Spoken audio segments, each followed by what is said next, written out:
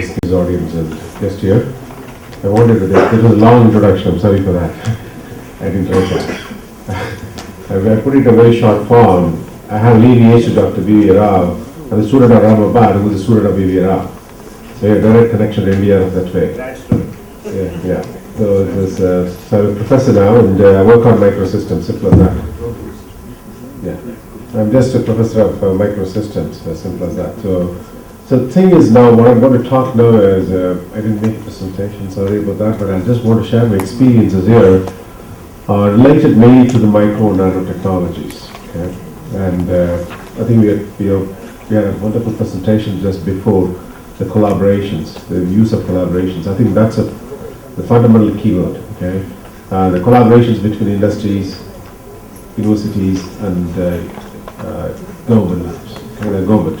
All three have to go together. Otherwise, it's very hard, because regulation has to come from the regulations, and the motivation has to come from the government, and the real demand has to come from the industry, and the university has to provide with suitable innovations. So this is a basic thing. But how to do this? How to make these collaborations effective? I think that's a whole thing. Is everything fades there. Okay.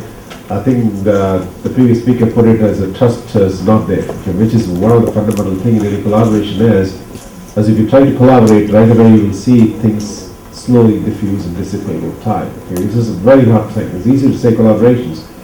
It's very hard to do that. Okay, it needs a lot of commitment to collaborate. Okay, and these things are possible by suitable reward and suitable encouragement from the government. I see that very important, because usually in Canada I can talk about any industries that are involved in R&D with universities, they get a tax credit. So all the money is basically paid off for tax purposes. Okay, so that's the biggest motivation for industry. So if your industry puts $100, they get $80 back, right? Not even $90 back. So there's only $10 to spend on basically in innovations, and for $100 worth of work is being done. Okay, that's something there. Okay, so this kind of encouragement will help to make a collaboration to be successful. Okay, one of these. So these things are we need to talk about. Another thing is innovations through collaborations implies three things. We have to do innovations which has very significant, excellent research, which is fundamental to everything. We have to be excellent researcher, excellent research. It has to signify something that meets impact, and also the relevance to the society. I think all this, the relevance is what makes the industry excited about. Okay, I think as long as you have the relevance and collaborations, the industries are more excited. Then you can, at least you can talk to them. Whatever the industries are not going to talk to you, because so the fundamental thing is sometimes you have to educate the industry also. Most of the time, as industry also don't see the need. Okay, so sometimes it happens that you educate the industry also about the relevance to the society. I think that also happens, which also responsibility of the research at some time. Okay. So in my area, I can talk about the micro nano areas as this is completely application driven. Okay. Whatever the breakthrough I can have in my lab, I can make very, very small nanoparticles, smaller than nanoparticles, whatever I do, but I cannot excite the people unless I find suitable applications. So the moment I find the particles, and when the nano system put to use, then you will see, wow, that's something there. So I can put a microfluidics, people may not like it, but make the microfluidics on a rotating CD, then make the CD, put it into the computer desk, so the computer, and go touch any part of the CD, then essentially you can make a micro needles, will take your blood and do some sampling analysis through the centrifuge. When the CD rotates, it will go through the centrifuge, let's say, and do the sampling analysis, and all the diagnostics are done in the CD, then the computer reads the output and send it by internet to the doctor, let's say. Then, yeah, that's something we can bring the doctor to home. Okay, this is something like we can bring the hospital to home. We don't need to go to hospital. So you go to multiple doctors, they give you diagnosis right away.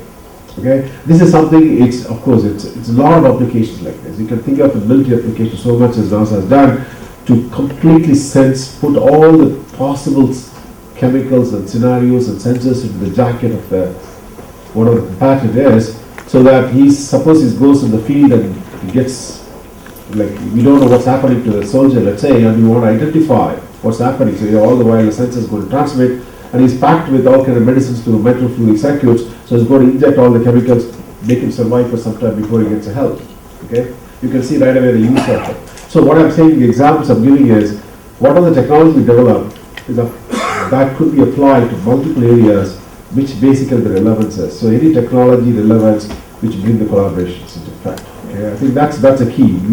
Any collaboration to be successful, we have to find the relevance to it. Okay, without relevance, I think the whole research has no meaning to be in this, because that cannot excite anymore in any country. Okay, those days are gone almost.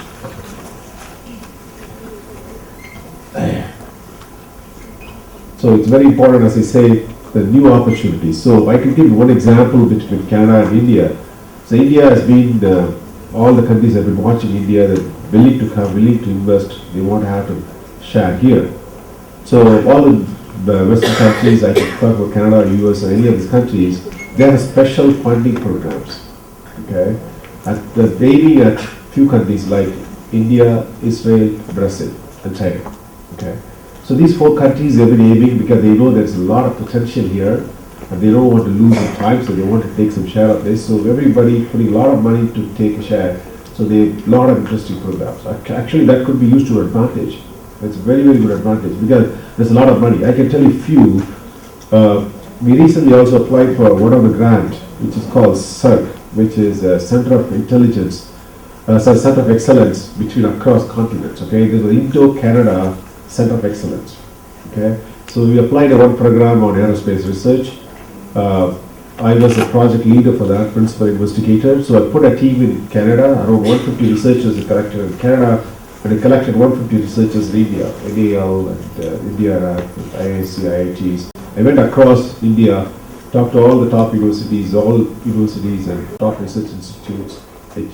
Many people. I've made a big team on different topics, including space law and fundamental designs and MEMS and all that. So the idea it looked so outstanding research center. Okay, it's a very good center of excellence. We went to be presented to the Canadian government, and it has a very good review. They didn't have anything negative about it, except there was some IP issues was one of the issues that arise. Otherwise, every aspect was a positive aspect. Okay, so out of the 25 applications were submitted, only 4 were selected for final round. And ours was one of those 4. And we're very positive, but finally we were not successful because out of the 4, they were given only 1 applications. That went actually, another university was water management, because they saw India needs more, they need more of energy and water compared to aerospace. Okay, that was some sort of a logistic decision was made, not based on the applications we later found out.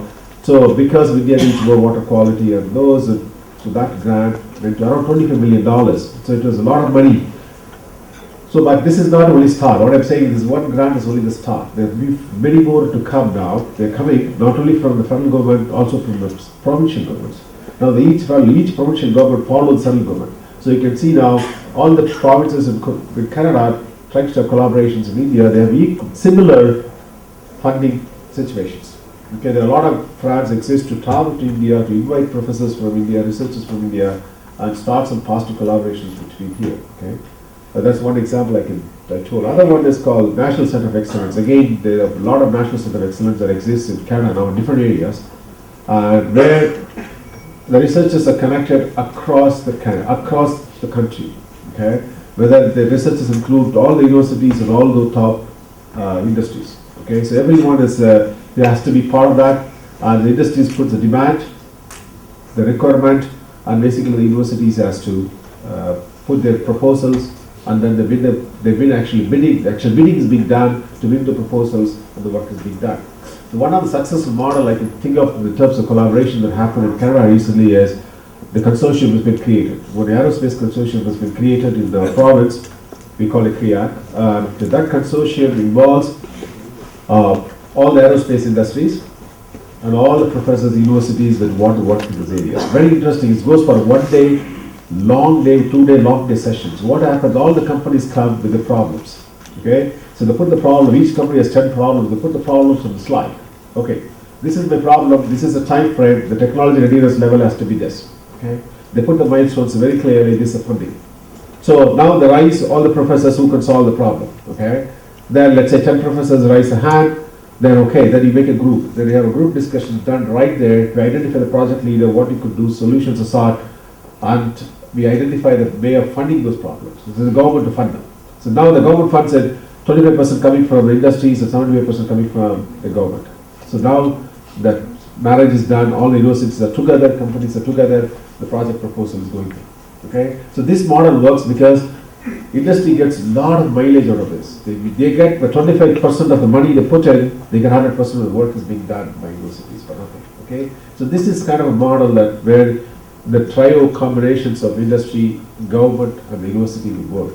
Okay? And because industry gains a lot in this. Okay? So that's one of the model has been working very well. It's very popular now in Canada. Even the US industry is moving to Canada just to take advantage of this. Okay? So it is a very interesting and useful model that we have. Other granting opportunities that exist is called GITA and ISTP. This is joint input program given between Canada and India. The very interesting thing is you have to have Canadian universities, Canadian industries, and Indian universities and Indian industry, they have to work together, which is very, very, very tough because as we have been seeing that it's very easy to make the universities to work together but not industries because it's almost a nightmare for me to put them together, I can tell you that, because it's IP issues and interests are different. So you have to find two industries who are the complementary interests, very important. Like I make the system, you make the component, put them together, we sell it. So if you find those scenarios of industries, then you have more success rate with that. Okay, so that's something tricky, very tricky. But we are successful in putting those. We brought two companies, one from Canada and one from India. We put applications together. So it's all possible, but it's tough. But it's a lot of money opportunities that exist in that way because it's tough also because there's also a lot of money in it, like at least $2-3 million in money, and government willing to pay on that. And also there are a lot of programs that exist at the provincial level, as I told you, for varieties of collaborations, weighing from $20,000 to $1 million. So all kind of making prototype to conceptual study to just for visit. Okay, we have just they want to collaborate and establish as much collaboration possible between India and Canada. Okay, that's what is happening now. So because India looks so huge outside, it is important they want to be part of this. So other one that personally we did with ADRF, okay, which is I think it's IRB projects through ADRF. We Concordia University, we did a project actually. It's a pilot project I would call it. It's not a huge project, but we could do something.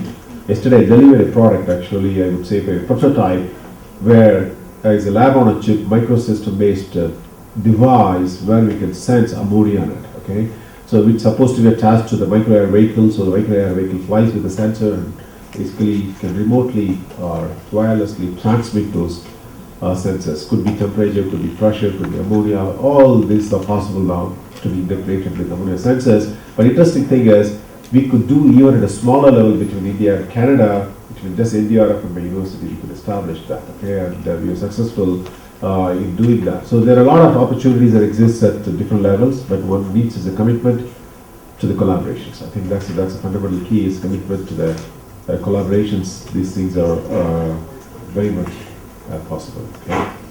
And thank you so much for listening.